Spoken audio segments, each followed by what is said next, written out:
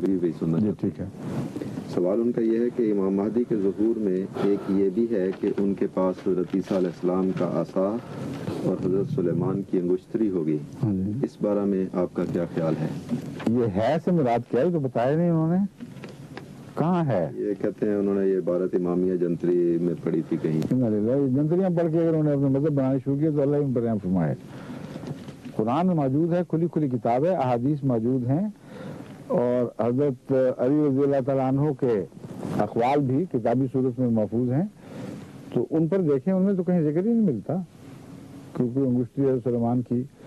اور وہ یہ بھی ماننا پڑے گا کہ آپ تو عیسیٰ علیہ السلام کو زندہ آسمان پر مانتے ہیں، تو وہ آسمان پر انگشتری لے کے گئے ہوں گے ضرور پھر، کیونکہ وہاں سے اتر کے انہوں نے سیدھا امام مہدی کے پاس پہنچنا ہے اور شاید اس کی بیعت بھی کرنی ہے. تو اس پہلو سے یہ انگشتریوں والے قصے محض فرضی قصے ہیں، کچھ بھی ان میں حقیقت نہیں ہے. حقیقت یہ ہے کہ ایک ہی آدمی کے دو نام ہیں، ایک پہلو سے وہ مہدی ہیں، ایک پہلو سے مسیح ہیں. لوگوں کو زندگی بخشنے کے اعتبار سے ان کی تمثیلاً ان کو مسیح کہا گیا. عیسائی قوموں کی صلیب توڑنے کے اعتبار سے ان کو مسیح کہا گیا. جہاں تک امت محمدیہ کی عام ہدایت کا تعلق ہے، اس پہلو سے ان کا نام مہدی رکھا گیا. اسی لیے حدیث میں آتا ہے ابن ماجہ میں، لل مہدی الا عیسیٰ، عیسیٰ مہدی کے سوا اور کوئی عیسیٰ نہیں ہے. اور لاہور سے سوال ہے ایک نوجوان کا، کہتے ہیں کیا واقعی دعا سے تکلیفیں اور بیماریاں دور ہو جاتی ہیں، اور کیا دعا اس وقت تک مانگتے رہنا چاہیے جب تک قبول نہ ہو جائے؟ نیز کیا دعا کے لیے باوضو ہونا ضروری ہے؟ دعا تو ہر حالت میں کی جاتی ہے، باوضو کیسے ہو سکتا ہے انسان ہر حالت میں؟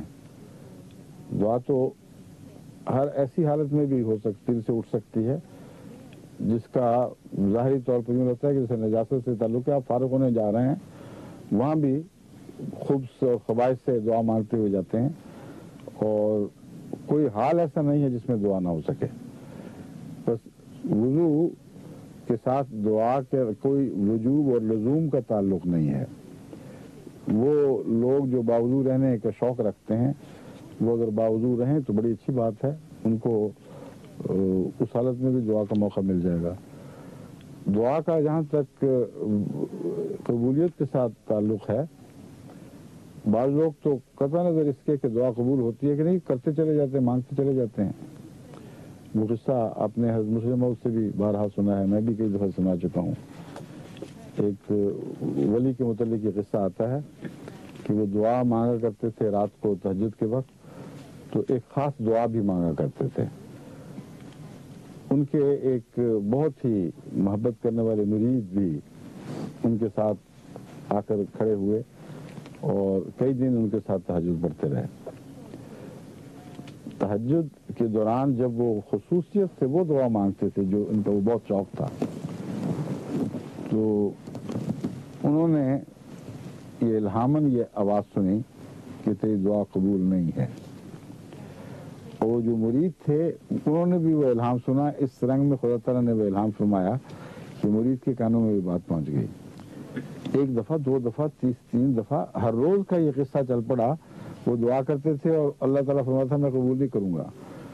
تو مرید کا دل چھوٹا تھا، وہ ایک دن ہمت ہار بیٹھا. اس نے کہا اے پیر و مرشد، آپ بہتر جانتے ہیں مگر میں یہ سن رہا ہوں کہ خدا کہہ دیتا ہے کہ میں نے نہیں ماننی، تو کیا آپ نے یہ جھگڑا شروع کیا روزانہ وہی دعا؟ تو انہوں نے کہا میں 12 سال سے یہ دعا کر رہا ہوں، تم چند دن میں گھبرا گئے ہو.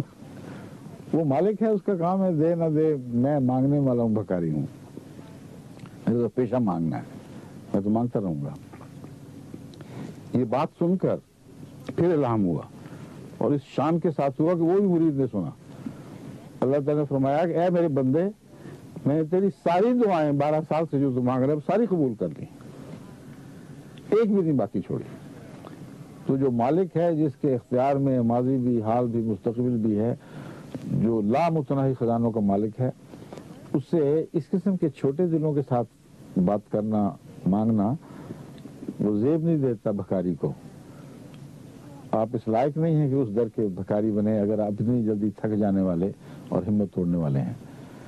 حضرت صلی اللہ علیہ وسلم نے ایک موقع پر اس مضمون کو یوں بیان فرمایا کہ دیکھو اللہ تعالیٰ کے خزانے ایسے لامتناہی ہیں کہ اگر وہ تم سب کچھ مانگ لو جو تمہارے دل میں ہے، جو سوچ سکتے ہو، تمام تر جتنے بھی تمنا کر سکتے ہو سب کچھ مانگ لو اور وہ سب کچھ تمہیں دے دے، تو اس کے خزانوں میں اتنی بھی کمی نہیں آئے گی جتنا فرمایا ایک سمندر میں ایک سوئی کو ڈبو کر اس کو نکالو، اس کی نوک سے جتنا پانی چمٹا ہوگا اتنی بھی کمی نہیں آئے گی۔ اب مثال کیسی پیاری دی ہے، سوئی کی نوک پر قطرہ نہیں رہا کرتا، خالی کی خالی باہر نکلاتی ہے۔ اب فرمایا جتنا پانی اس کی فلم سی ایک لگی ہوئی ہوگی اس کی نوک پر، اس سے زیادہ اس کے خزانوں میں کمی نہیں آئے گی۔ تو جب دینے والا لامتناہی بے انتہا خزانوں کا مالک ہے تو پھر اس سے دعا میں کنجوسیاں کرنا اپنی بیوقوفی ہے۔ وہ دے نہ دے، آپ مانگتے رہیں۔ ایک اور بات یہ جو مسیح موعود علیہ السلام نے بارہا سمجھائی ہے کہ بعض دفعہ آپ مانگتے ہیں اور خدا تعالیٰ کسی حکمت کے پیش نظر نہیں دیتا، اس بحث میں نہ پڑھیں کہ حکمت ہے یا نہیں۔ اللہ تعالیٰ اس کمی کو پورا کرنے کے لیے اور طرح سے دیتا ہے، کئی طریق سے دیتا ہے۔ اسی سوال کے حوالے سے جو ابھی میں نے آپ کے سامنے رکھا تھا، ایک خاتون نے پیش کیا تھا، میں نے مثال بچے کی دی تھی۔ بعض ایک بچے کی ایک بات کو آپ نہیں مانتے، بیمار ہے، آپ کو پتہ ہے کہ وہ اس کے لیے نقصان دہ ہوگی، تو کھانے کی چیز مانگ رہے ہے کوئی اور چیز، تو آپ اور بھی زیادہ پیار کرتے ہیں اس سے، اور دل بہلانے کے لیے اس سے زیادہ قیمتی چیزیں بعض لا کے دیتے ہیں جو وہ مانگ رہا تھا۔ تو اللہ تعالیٰ بھی ماں سے زیادہ مہربان اور پیار کرنے والا ہے، وہ اپنے وفادار بندوں کو بے ثمر نہیں چھوڑا کرتا، ان کے مطالب بعض ایسے بھی پورے کرتا ہے جن کا ان کو پتہ ہی نہیں، وہ دعا بھی نہیں بنے ہوتے تو ان کے پورے کر دیتا ہے۔ بس دعا میں کمی نہیں کرنی چاہیے اور اعتماد رکھنا چاہیے اور وفا رکھنی چاہیے۔ جو سدا مانگنا چھوڑے نہیں، وہ کچھ نہ کچھ در سے لے کر ہی ہٹتا ہے، اور کنجوسوں کے در سے بھی لے کے ہٹتا ہے۔ تو اللہ تعالیٰ تو بادشاہوں کا بادشاہ، لامتناہی خزانوں کا مالک، اس کی عطا لامحدود، اس لیے اس سے آپ اگر کنجوسی کریں گے تو خود اپنا نقصان اٹھائیں گے۔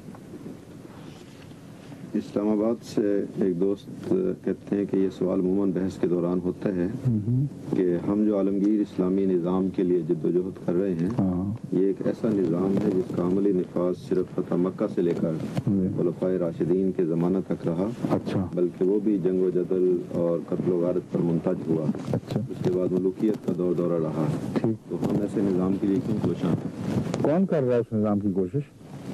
مجھے تو نہیں پتا۔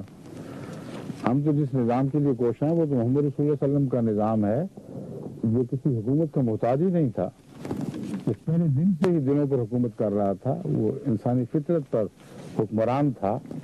محمد رسول اللہ آسمانی تاجور تھے، اور جماعت احمدیہ تو اس نظام کی کوشش کر رہی ہے، اس میں تو ہم نے کبھی کوئی فتنہ نہیں دیکھا۔ اور یہ بھی جہلانہ باتیں ہیں کہ اسلام گویا کہ خلافت کے ساتھ ہی ختم ہو گیا۔